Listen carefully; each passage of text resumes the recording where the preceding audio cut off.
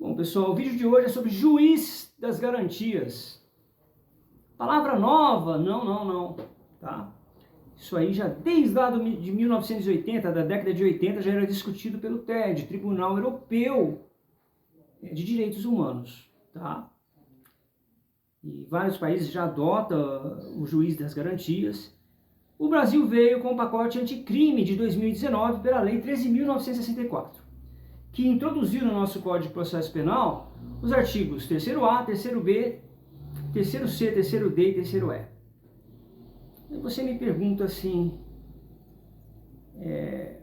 o 3º-A já dá o conceito do juiz das garantias? Não, ele fala que o nosso sistema é acusatório. Isso já era falado lá na Constituição há 30 anos atrás, mas agora é incorporado com o princípio da legalidade como lei no sistema brasileiro, é acusatório. O que é essa figura?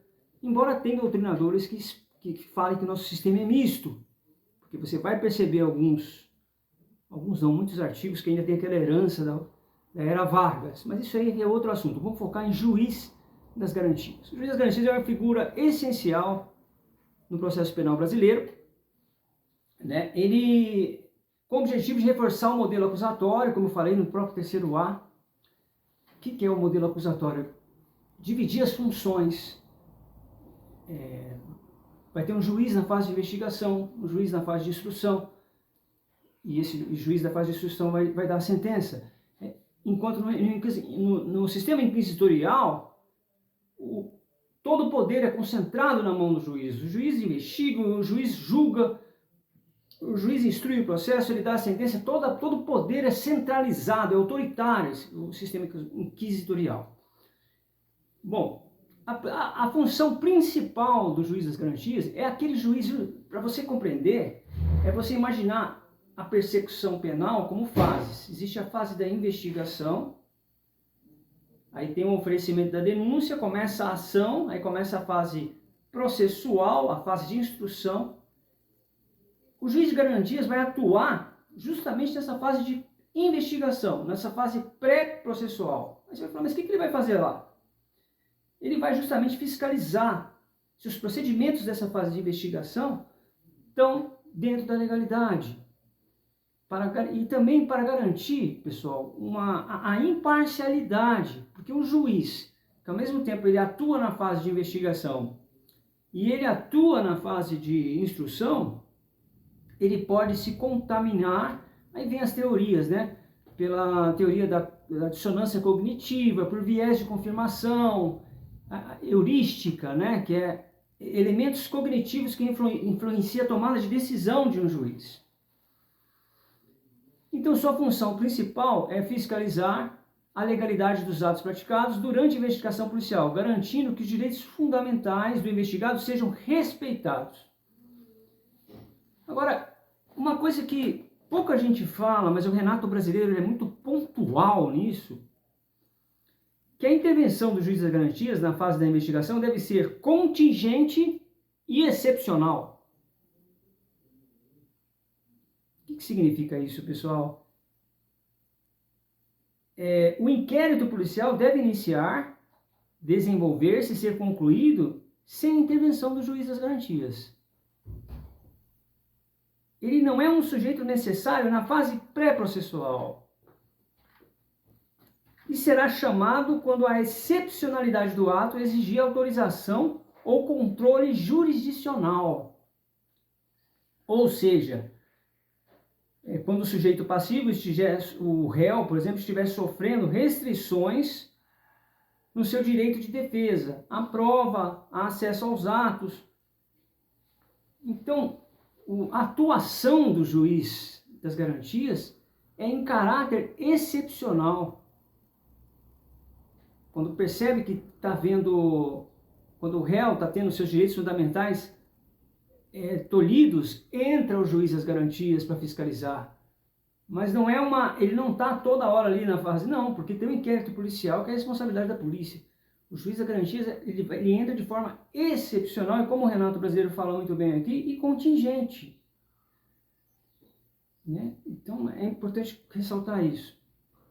Diferente do juiz que julga o processo, O juiz de garantias não participa da fase da instrução, justamente para evitar essa contaminação. O juiz das garantias ele atua na fase pré-processual. Sua atuação é contingente e excepcional, como eu falei aqui. Ele só intervém quando há necessidade. Isso é importante entender, pessoal. Porque muita gente entende que o juiz das garantias vai atuar ali 24 horas, como é que fala? Vai estar nessa fase como se fosse fazendo uma analogia aí, me vem à cabeça como se fosse um diretor ali que estivesse cuidando da empresa na fase de investigação. Não tem nada a ver com isso. Ele atua de forma excepcional quando há necessidade desse controle jurisdicional. Controle jurisdicional de quê? Sobre medidas que possam restringir direitos, como prisões cautelares, busca e apreensões, interceptações telefônicas e outros atos que exijam essa reserva de jurisdição.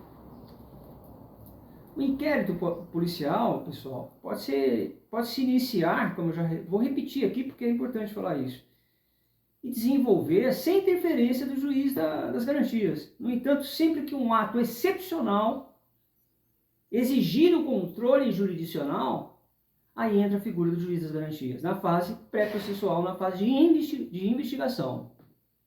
Tá? Eu gosto muito do Nutt, né? Ele tem uma forma, e o livro novo dele, de Código Processual Comentado, ele fala o seguinte: o que fala o artigo 3º-A?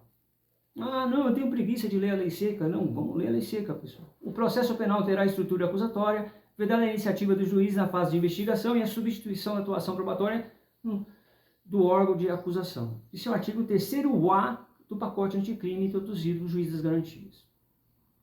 Criou-se, pessoal, a figura do juiz encarregado de fiscalizar as investigações criminais, além de se tornar responsável por tomar decisões de ordem jurisdicional em nível cautelar. Não se trata de juiz instrutor, como em algumas legislações estrangeiras, como a de Portugal, fala juiz instrutor, embora ele não tenha essa função. Adotou-se no Brasil um juiz fiscalizador, com limitado poder instrutório. Nas palavras do Dias Toffoli, ele coloca que conclui-se que a instituição do juiz das garantias, pela Lei 13.964 de 2019, veio a reforçar o modelo de processo penal preconizado pela Constituição de 88, porque isso já era falado há 30 anos atrás, do modelo acusatório, né, que é um modelo que divide as funções. Tal medida constitui um avanço sem precedente em nosso processo penal, ao qual tem paulatinamente caminhado para um reforço do modelo acusatório. Para mim vai ter uma reestruturação do Código Penal brasileiro, tá? Porque ele é todo retalhado, com um monte de emenda, então, porque ele é de 41, na era Vargas, né? Então, precisa do novo Código de Processo Penal, porque esse está cheio de emendos já, né? De retalhos e etc. Porque ele tem a sua essência inquisitória. Mas o pacote anticrime já é um avanço, é isso que o ministro Dias Toffoli está falando. Ressalta-se aqui, inclusive, que a figura de um juiz da garantia não é nova no sistema jurídico pátrio, aí que eu estava falando, né, da Constituição.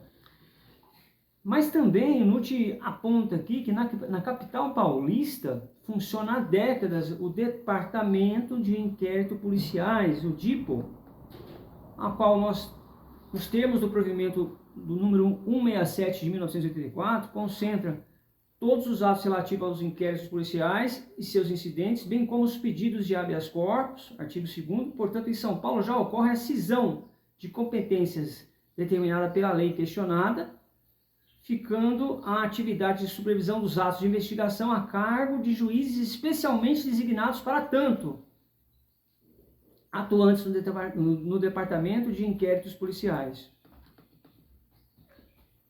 O fato de os juízes do DIPO, né, que é esse departamento de São Paulo, não serem competentes para o recebimento da denúncia, não desnatura a sua função na essência de juiz das garantias. Isso já ocorre. E aqui Nutt vai explicando que não é só em São Paulo, tá, pessoal?